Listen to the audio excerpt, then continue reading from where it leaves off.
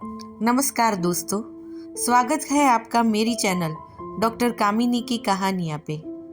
आज मैं आपके सामने मेरी नई कहानी मेरी बॉडीगार्ड लेकर आई हूँ। मेरी यह कहानी एक रॉक स्टार सुपरस्टार सिंगर और उसकी बॉडीगार्ड की है, जहाँ रॉक स्टार है सबके दिलों की धड़कन और उसकी बॉडीगार्ड है हड्डियाँ तोड़ने में एक्सपर्ट। इस कहानी का हमारा नायक है चांद सा शीतल, जबकि हमारी नायिका है सूर्य के तेज सी तपिश लिए दहकता आग का गोला। रॉक स्टार है हमेशा हंसने मुस्कुराने वाला और उसकी बॉडीगार्ड है आग का गोला। कैसे रहेंगे दोनों साथ? कैसे आगे बढ़ेगी इनकी कहानी? क्या कभी इन्हें एक दूजे से प्यार हो सकता है, या फिर दोनों के बीच दुश्मनी की जंग खींच जाएगी? जानने के लिए मेरी इस कहानी को पढ़ते रहिए। अब बढ़ते हैं मुंबई शहर। जुहू बीच के सामने एक बड़े से अपार्टमेंट में अभी नौकरों में अफरा तफरी मची है, क्योंकि आज उनके मालिक के मम्मी पापा और साथ ही पूरा परिवार उनके मालिक को मिलने उनके घर आ रहे हैं। बड़ा सा हॉल, जिसकी बालकनी से अरब सागर देखा जा सकता है। हॉल में रखी हुई हर एक चीज कीमती है।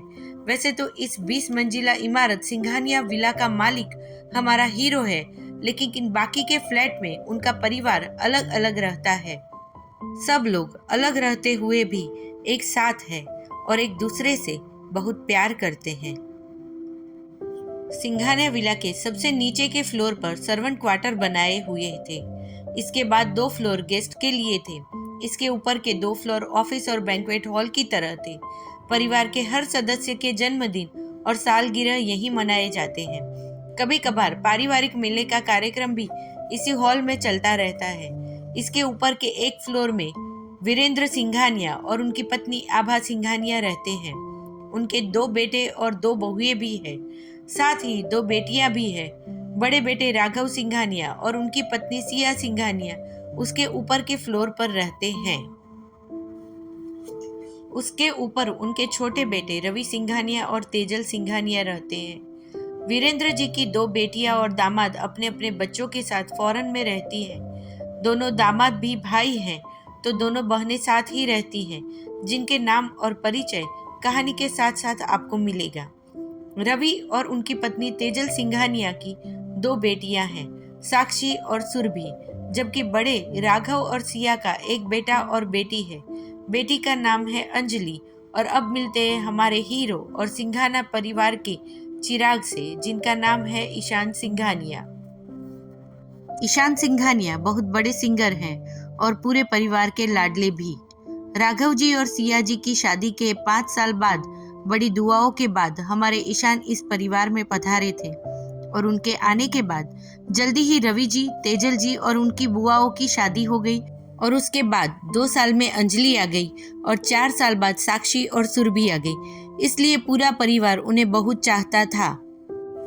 उनका मानना था कि उनके परिवार में ईशान के आने से ही खुशियां आई है, इसलिए, और घर का बड़ा बच्चा होने के कारण सब उन्हें बहुत ज्यादा चाहते हैं। सिंघानिया परिवार के बहुत सारे बिजनेस थे, जो अभी उनके 2 बेटे और साथ ही 2 दामाद भी संभालते थे। वीरेंद्र जी ने अपनी बहुओं को और बेटियों को भी बिजनेस संभालने की स्वतंत्रता दी थी। शादी के बाद शुरू शुरू में वह लोग भी ऑफिस जाती थी, लेकिन फिर परिवार और बच्चों की जरूरतों को समझकर उन्होंने घर पर रहना अपनी मर्जी से चुन लिया था। ईशान ने भी MBA खत्म किया था, लेकिन उसको बिजनेस में ज्यादा इंटरेस्ट नहीं था। उसका पैशन सिंगिंग था और इसलिए उसने अपने करियर के रूप में सिंगिंग को चुना था। लेकिन जब भी सिंघानिया परिवार के बिजनेस में जरूरत पड़ती थी, वह हमेशा अपने परिवार के साथ देने खड़ा हो जाता था। अभी अभी वीरेंद्र जी का पूरा परिवार अपनी दोनों बेटियों के पास अमेरिका से वापस आ रहा था।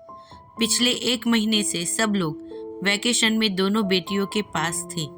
सिर्फ हमारे हीरो ईशान वहाँ 1 हफ्ता रुककर वापस आ गए थे, क्योंकि उनका एक बड़ा कॉन्सर्ट होने वाला था, जिसके लिए उनकी पूरी टीम लगी हुई थी। इसके साथ ही उनके और भी कई सारे प्रोग्राम दुनिया भर में चलते रहते थे, जिसके चलते 1 महीने का ब्रेक लेना उनके लिए पॉसिबल नहीं था। जब परिवार यहाँ नहीं था तो ईशान भी अपने घर को लेकर बिल्कुल बेपरवाह हो गया था और ऊपर से देर रात तक उसके दो दोस्तों के साथ बैठकर खाना पीना और मौज मस्ती। नौकरों को भी उसने ज्यादातर छुट्टी दे दी थी। तो सिंघानियाज होम के बाकी के घर तो बिल्कुल चकाचक थे, लेकिन हमारे ईशान का घर पूरा बिखरा हुआ था क्योंकि पिछले एक हफ्ते से कोई नौकर यहाँ नहीं आया था। ईशान ने सबको आने से मना कर दिया था और जो दो नौकर घर में आते थे उन्हें भी अपनी बातों और पार्टी में व्यस्त कर लिया था। ईशान के दो खास दोस्त हैं, नितिन और अमन। नितिन उसका असिस्टेंट और अमन उसका मैनेजर है। अब वापस ईशान के फ्लैट पर चलते हैं। बड़े से हॉल के पास ही बड़ा सा मास्टर बेडरूम था, जिसकी बालकनी से भी हॉल की तरह ही अरब सागर दिखता था और इस फ्लैट के बाकी के 3 बेडरूम भी उसी तरह थे। इसके अलावा किचन, सर्वेंट रूम और एक मीटिंग कम स्टडी रूम भी था। मास्टर बेडरूम में एक 22-23 साल का लड़का मासूम आधा तिरछा लेटा हुआ था।